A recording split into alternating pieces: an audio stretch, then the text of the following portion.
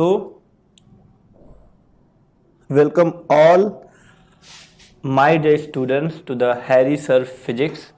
और आज हम पढ़ने वाले हैं electric field due to uniformly charged straight wire. Right guys, अब इससे पहले कि हम लेक्चर शुरू करें आपसे कुछ कहना चाहता हूं कि अगर आप हमारे इस वीडियो को YouTube पर देख रहे हैं तो चैनल को सब्सक्राइब करें, और अगर आप इसे Facebook पर देख रहे हैं तो हमारे पेज को लाइक करें। तो जैसा कि हमारी हेडिंग यहाँ पे दिख रही है कि we need to study what electric field due to a uniformly charged straight wire. तो हमारे यहाँ पर कुछ डेटा गिवन है। अब यहाँ का जो डायग्राम है, ये वाला डायग्राम, इस डायग्राम में हमें क्या गिवन है कि एक वायर है जिसकी लीनियर चार्ज डेंसिटी, अब ये मैं लिख देता हूं क्या क्या गिवन है हमें। इस वायर की लीनियर चार्ज डेंसिटी ये हमें गिवन है लैम्डा, और इस वायर से ए डिस्टेंस पर एक पॉइंट है पी। अब ये ए क्या है, ये ए बेटे शॉर्टेस्ट डिस्टेंस है, यानी कि इस वायर से, क्योंकि हम चाहते तो वायर से ऐसे यहां पर भी डिस्टेंस लेते, पर ये तो ज्यादा है, लेकिन ये मिनिमम डिस्टेंस है। So we are talking about minimum distance of this wire from point P. ये अपने को दिया है ए। अब जो अपनी मिनिमम डिस्टेंस वाली जो ये लाइन है, ये लाइन इस वायर के एक एंड से अल्फा एंगल बनाती है और दूसरे एंड से बीटा का एंगल बनाती है। मतलब जो इस डायग्राम का जो डेटा है वो हमें गिवन है, और आपको निकालना है क्या, इस पी पॉइंट पर इलेक्ट्रिक फील्ड। तो अब क्योंकि इलेक्ट्रिक फील्ड निकालने के लिए अभी तक हमारे पास जो भी फॉर्मूले हैं वो सारे फॉर्मूले पॉइंट चार्ज के लिए, तो यहां पर तो ढेर सारे पॉइंट चार्ज है, यहां पर यहां पर यहां पर ऐसे ढेर सारे हैं, तो हमें इन सब के लिए अलग अलग निकालना पड़ेगा। और जब भी हमें ऐसा करना होता है अलग अलग निकालने वाली बात, तो हम क्या करते हैं, एक एलिमेंट लेते हैं और उसको इंटीग्रेट कर देते हैं। तो अब इस वाले डायग्राम में हमने वही एलिमेंट ले लिया है। तो हमने क्या किया है, फिर से देख लो, हमें डेटा क्या क्या गिवन है। एक वायर गिवन है जिसकी लीनियर चार्ज डेंसिटी लैम्डा है, और इस पॉइंट पी से मिनिमम डिस्टेंस ए है, और हमने देखा कि इस पी ये जो अपना पी पॉइंट है, ये एक वायर से अल्फा एंगल बनाता है, दूसरे एंड से, एक एंड से अल्फा और दूसरे एंड से बीटा का एंगल बनाता है। And now we have to find electric field at this point P. तो हमने क्या किया, हमने एक एलिमेंट ले लिया, और ये एलिमेंट हमने ले लिया dx। जो हमने एलिमेंट लिया, एक छोटा सा एलिमेंट लिया dx, और हमने कहा कि ये एलिमेंट x ऊपर है, यानी कि अगर हम इस पॉइंट को बोलते हैं, क्योंकि हमने यहाँ पर ये क्या है 90 डिग्री का एंगल है, तो इस पॉइंट को अगर हम बोलते हैं m, तो m से x ऊपर dx एलिमेंट ले लिया। ठीक है, m से x दूरी पर dx का छोटा सा एलिमेंट ले लिया। राइट, अब हमें इसी एलिमेंट पे बात करनी है। तो सबसे पहली बात, अगर हमने ये dx एलिमेंट लिया हुआ है तो इस dx एलिमेंट का मास क्या होगा, छोटा सा मास होगा dm, and this dm will be what, lambda dx, क्योंकि लैम्डा क्या है, यूनिट लेंथ पर मास। तो अगर एक लेंथ पे मास लैम्डा है तो dx लेंथ पे मास क्या होगा, लैम्डा dx। ओके, अब अगेन अब इस ds को भी हमें फाइंड आउट करना पड़ेगा। तो अभी के लिए हम क्या करते हैं, अपना स्पेस बचाने के लिए जो यहाँ पे जो हमारे पहले का डायग्राम है इसको हम मिटा देते हैं। आप वीडियो को रिवर्स करके जो गिवन डेटा का डायग्राम है उसका स्क्रीनशॉट ले ले, और फिर आगे हम बात करें। तो हमने इसको मिटा दिया ताकि हम थोड़ा सा स्पेस बना सके। ठीक है, तो अब हम एक एक चीज को अलग अलग फाइंड करते हैं। जैसे कि अगर हमारे पास, अब हमारे पास यहाँ पर एक ट्राइंगल क्या दिख रहा है अपने को, ट्राइंगल, चलो ये जो, हाँ, जहां पे हमने माना है इस पॉइंट को हम दे देते हैं नाम ए। तो अगर हम यहाँ पे एक ट्राइंगल लेते हैं ए एम पी, तो इस ए एम पी ट्राइंगल में हम लोग कह सकते हैं कि जो tan थीटा है, this tan theta is equal to what, tan theta क्या होता है, परपेंडिकुलर बाई बेस, तो this becomes a by x। फिर यहां से हम x को कह सकते हैं a tan थीटा। राइट, आपने को ये पता लग गया। ठीक है, अच्छा, अब अगर हम इसको इंटीग्रेट कर दें, सॉरी इंटीग्रेट नहीं, डिफरेंशिएट कर दें, यानी कि अगर हम dx बाई डी थीटा निकाल लें, तो हमें पता है tan थीटा का इंटीग्रेशन क्या होता है, सेक स्क्वायर थीटा, तो this becomes what, a sec square theta. और अगर यहां से हम dx निकालते हैं then this dx becomes what, a sec square theta D theta. अब ये जो dx, क्योंकि dx भी वेरिएबल था तो इस dx की वैल्यू हम यहां पे रखते हैं और फिर हमारे पास dm की वैल्यू क्या आ गई, a sec square theta D theta. Lambda भी है तो ये अपने पास आ गया dm, राइट। चलो कोई बात नहीं, तो सॉरी अब dm नहीं, क्योंकि हम यहाँ पे मास की बात थोड़ी ना कर रहे हैं, हम तो यहाँ पे चार्ज की बात कर रहे हैं। तो हमें ये सब जगह पे dm नहीं है, ये सब क्या है, यूनिट मतलब dx लेंथ पे चार्ज है। तो इसे हमें क्या करना चाहिए, इसे हमें कहना चाहिए dq, ठीक है। तो ये छोटा सा चार्ज, इस छोटे से एलिमेंट पे जो dq है इसकी वैल्यू क्या आ गई finally, lambda a sec square theta D theta, right guys. चलो यहां तक की बात हम समझ गए। अब अगर हम इस एलिमेंट के बारे में बात करेंगे तो ये एलिमेंट कुछ इधर की तरफ ऐसे इलेक्ट्रिक फील्ड बनाने वाला है, राइट। और जैसा कि हमने एलिमेंट के लिए हमने कुछ और भी माना हुआ है, ये एलिमेंट हमने यहां से ऐसे थीटा एंगल पे माना हुआ है, राइट। तो ये अगर है आपका DE, तो इस DE की वैल्यू क्या होगी, तो इस DE की वैल्यू होने वाली क्या, के D Q upon x square. तो x की जगह पे क्या है भाई, AP है, तो AP का स्क्वायर ये है, ठीक है। अब अगर हम यहां पे अगर इसके x कंपोनेंट की बात करें, यानी कि अगर हम DE की बात करें तो ये क्या होगा, DE cos थीटा। और अगर इसी के y कंपोनेंट यानी कि इस वाले कंपोनेंट की बात करें तो ये आपका निकल के आएगा DE y and this will becomes what, DE sin theta, है ना। तो अब हम इन अलग अलग कंपोनेंट को अलग अलग निकालते हैं। उससे पहले हम एक काम और कर लेते हैं, क्योंकि हमें चाहिए भाई, अब इन दोनों में क्या रहा है, इस DE में आ रहा AP, तो हम AP भी निकाल लेते हैं।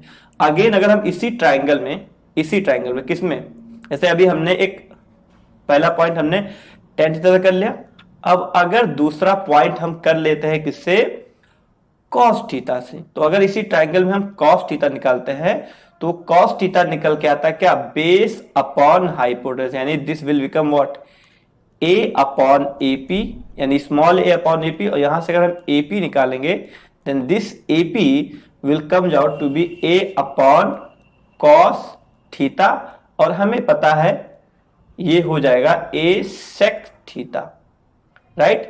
तो अपने को AP की वैल्यू भी पता लग गई, है ना।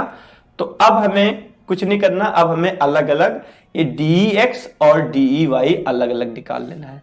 ध्यान रखेंगे जो हम इनको अच्छा हमने यहां पर अब ये हमने AP क्यों लिखा है, क्योंकि हमारे पास AP, हम चाहते हैं कि हमारे इक्वेशन में कम से कम वेरिएबल हो, तो हमने AP निकाल लिया। अब AP की वैल्यू भी थीटा के टर्म्स में आ गया, जो DQ है वो भी थीटा के टर्म्स में ही है। तो यानी कि थीटा के अलावा हमने सारे वेरिएबल्स को एलिमिनेट कर दिया है, जैसे कि ये x और ये dx, इन दोनों को हमने एलिमिनेट कर दिया है। और ये करना जरूरी था, क्योंकि हम जब इंटीग्रेट करेंगे तो हमारे पास एक ही वेरिएबल चाहिए, और उस वेरिएबल को हमने यहां पर थीटा बना दिया, ठीक है। तो अब हम सबसे पहले हम बात कर लेते हैं यहां पर इलेक्ट्रिक फील्ड के x कंपोनेंट की, है ना। तो x component of electric field की अगर हम बात करते हैं तो सबसे पहले हम बात कर लेते हैं x component of electric field, right guys.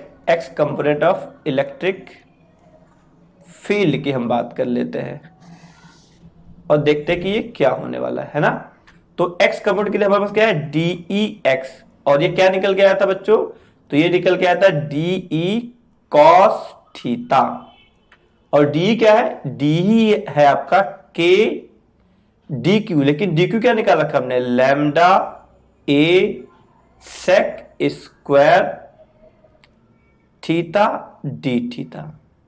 और अपॉन में क्या है, अपॉन में है यहां से AP का स्क्वायर। तो AP कितना निकाल रखा है, ये देखो A sec थीटा, तो यहां पे रखो भाई A sec थीटा का होल स्क्वायर, और आगे क्या है कॉस थीटा, तो कॉस थीटा को ऐसे ही रहने दो। ठीक है, अब हम इसको सॉल्व करने की कोशिश करते हैं। ठीक है, चलो जल्दी से हम इसको सॉल्व कर देते हैं। थोड़ा सा इसको हमने कर दिया स्क्रॉल करके कर दिया नीचे, है ना। चलो अब जब हम इसको सॉल्व करेंगे तो अब हमारे पास क्या है भाई, देखो यहां से जल्दी जल्दी, k lambda a sec square theta, cos theta को यहां ले लो, और इंटू क्या है डी थीटा, और नीचे क्या आ रहा है, नीचे क्या हो जाएगा ए स्क्वायर सेक स्क्वायर थीटा। तो यहां से सेक स्क्वायर थीटा कट जाएगा, और एक ए से एक ए कट जाएगा, तो ये बचेगा के lambda upon a cos theta D theta, ऐसा बच जाएगा। ठीक है, और ये क्या है आपका डी ई एक्स है, यानी कि x component of electric field है। ठीक है, अच्छा अब ये तो छोटा सा है, तो हमें क्या करना पड़ेगा, हमें अगर पूरी चाहिए तो हमें इसको इंटीग्रेट करना पड़ेगा। इंटीग्रेट करेंगे तो ये के ए बाई लेमडा इज कांस्टेंट, तो इसको इंटीग्रेशन से बाहर निकाल लो, राइट। और यहां से क्या आता है कॉस थीटा डी थीटा। अच्छा लिमिट, अब लिमिट के लिए हम फिर से अपने डायग्राम में आते हैं। तो डायग्राम में आकर के देखेंगे बच्चों, तो देखो ये नीचे का एंगल है माइनस बीटा और ऊपर का एंगल है प्लस अल्फा। तो उसी तरह से हम यहां पर लिमिट क्या रखेंगे, माइनस बीटा से प्लस अल्फा का। ठीक है गाइस, चलो ठीक है। अब ये k lambda upon a cos theta का इंटीग्रेशन होता है साइन थीटा, तो ये हो गया भैया साइन थीटा। लिमिट कहां से कहां तक, माइनस बीटा से प्लस अल्फा। तो जब हम इसको सॉल्व करेंगे तो के लैम्डा अपॉन ए, पहले रखोगे अपर लिमिट, तो हमने रख दिया sine alpha minus of sine minus beta. अब sine minus theta is minus sine, अब हमारे पास यहां पर एक फॉर्मूला में लिख देता हूं कि अगर कहीं पे साइन लिखा हुआ है sine minus theta, then this equals minus sine theta. तो ये जब इस माइनस को हटाओगे तो माइनस और एक माइनस पहले से ही है, so this will becomes what, के लैम्डा अपॉन ए ब्रैकेट में साइन अल्फा, माइनस एक पहले से ही है और एक माइनस और आ गया, तो माइनस माइनस क्या हो जाएगा प्लस। तो अगली लाइन में हम इसी को कर देंगे प्लस, और EX का फॉर्मूला हो जाएगा के लैम्डा अपॉन ए ब्रैकेट में sine alpha plus sign beta, और ये फॉर्मूला आपको याद करना है। ठीक है, इसी तरीके से हम y एक्सिस के लिए भी निकाल सकते हैं। चलो ठीक है, तो इसी तरीके से हम y एक्सिस के लिए निकाल देते हैं। ठीक है, चलो ये आपको याद करना है। अब आगे अगर हम y एक्सिस वाली फील्ड की बात करें तो उसमें डी वाई, अब y एक्सिस के लिए हम फिर से अपने ऊपर चलते हैं, तो इसमें देखो डी वाई है, यहां पर देखो ये अगर हम y एक्सिस की फील्ड की बात, तो यहां पर क्या है, अब ये है डी वाई, और इसमें क्या आ रहा है डी साइन थीटा आ रहा है। तो साइन थीटा से ही हम प्रोसीड करते हैं। अभी के लिए आपका काम क्या है कि जो हमने डी क्यू निकाल रखा है अलग से, इसको याद कर लेना, और एपी को अलग से याद कर लेना, क्योंकि हमारी फील्ड तो क्या है के D Q by AP square है। तो यहाँ पे डी क्यू अलग से और एपी को अलग से, जैसे यानी कि ये वाला और ये वाला याद कर ले, ताकि हम फॉर्मूले में पुट कर सके। तो अगर हम बात करते हैं now we have talk about what, Y component. तो अगर हम वाई कंपोनेंट की बात करेंगे, Y component of electric field, अगर हम इसकी बात करते हैं तो क्या होगा हमारे पास, तो हम यहां पे लिखेंगे D E Y, and this is what, this is D E sine theta, right. अब ये डी क्या है, डी है के डी क्यू अपॉन एपी का स्क्वायर, यानी कि जो आर था, इंटू साइन थीटा, और फटाफट सारी वैल्यू रखो। तो जैसे अभी हमने कहा था याद कर लेना, तो डी क्यू वहां पर था lambda a sec square theta D theta, और एपी था आपका ए सेक थीटा इसका होल स्क्वायर, और यहां पे क्या है आगे साइन थीटा है। तो अगर हम इसको देखें तो ये k lambda a sec square theta sine theta into d theta upon a square sec square theta. Sec square theta से सेक स्क्वायर थीटा गया, एक ए से एक ए गया, and this becomes what, this becomes के लैम्डा अपॉन ए sign theta D theta. अब हमें क्या करना है, ये तो छोटी सी इलेक्ट्रिक, क्योंकि इसमें क्या लगा हुआ है डी ई वाई, ये तो छोटी सी इलेक्ट्रिक फील्ड है। अगर हमको पूरी इलेक्ट्रिक फील्ड निकालना है, मतलब तो छोटे से एलिमेंट की वजह से अगर हमें कंप्लीट इलेक्ट्रिक फील्ड निकालनी है, then we need to integrate this function. तो यहां से हम लिखेंगे ई वाई और इंटीग्रेट करेंगे तो कांस्टेंट का टर्म आ जाएगा बाहर, और ये k lambda upon a integral sine theta D theta. Limit कहां से कहां तक, जैसे हमने पहले किया था माइनस बीटा टू अल्फा। अब साइन थीटा का इंटीग्रेशन होता है माइनस का कॉस थीटा, तो हमने यहां पर क्या कर दिया के ए अपॉन लेमडा माइनस यहां ले लिया, और यहां पे कहा कॉस थीटा माइनस बीटा से अल्फा। ठीक है गाइस, तो अब यहां पर आप लिमिट रखोगे तो minus k lambda upon a cos alpha minus of minus cos beta.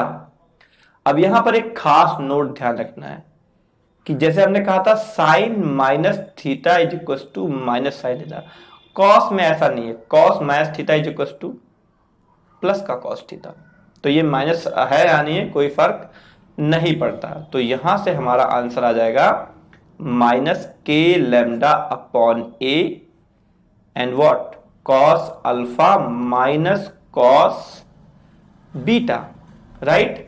और अगर इस माइनस को अंदर घुसा दे तो this becomes what k lambda upon a cos beta minus cos alpha, ऐसा आ जाएगा ई वाई का फॉर्मूला। ठीक है अन्ना, अब आपको ये याद करना है। अब इसमें अब हमें ये दो फॉर्मूले याद करने हैं, ठीक है गाइस। और फाइनली हमारे पास,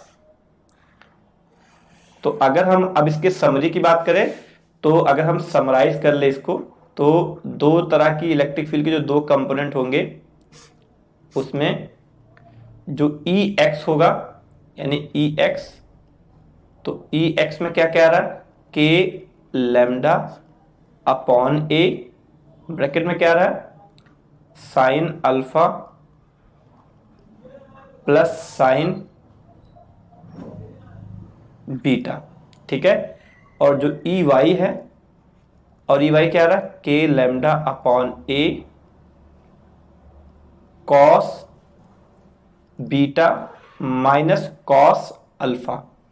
अब इन दोनों के लिए जो k की वैल्यू है, this k is what 1/4 pi epsilon not. कब, फॉर वैक्यूम, अगर हमारा ये वायर अगर मीडियम क्या है वैक्यूम है, and this k is what 1/4 pi epsilon, या फिर इसी को हम बोले 1/4 पाई के epsilon not for what for any other medium, for any other medium. और इस k की वैल्यू अलग अलग मीडियम के लिए अलग अलग होती है।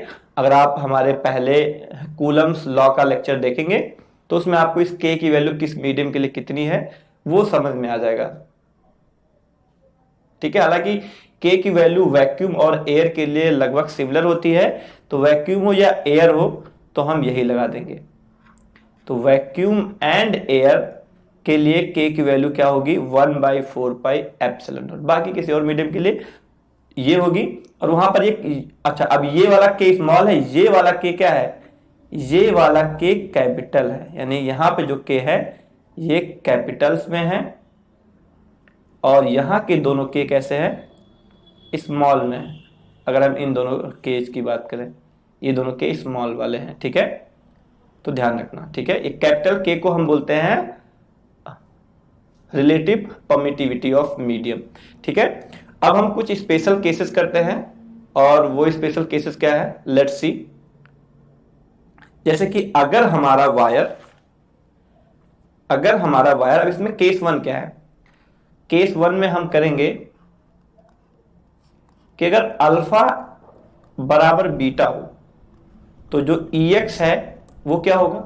अभी हमने लिखा था formula k lambda upon a, तो इसको हम लिख देंगे sine alpha plus sine alpha, right, क्योंकि दोनों बराबर हैं। तो ये क्या हो जाएगा, यहां पे होता है 2k lambda upon a sine alpha, ये हो गया। अच्छा, केस टू में क्या करना है, अगर ये वायर, जैसे हमने मान लो कि अपने पास ऐसा एक वायर है और ये वायर यहां पे ऊपर ऐसे इंफिनिटी तक जाता है और हमारा पॉइंट P बिल्कुल यहां पर है, तो इस पॉइंट P के लिए अगर ये वायर बहुत इंफिनिटी तक है तो ऐसे कुछ, तो इसके लिए जो अल्फा होगा दैट विल बिकम्स व्हाट, लगभग 90।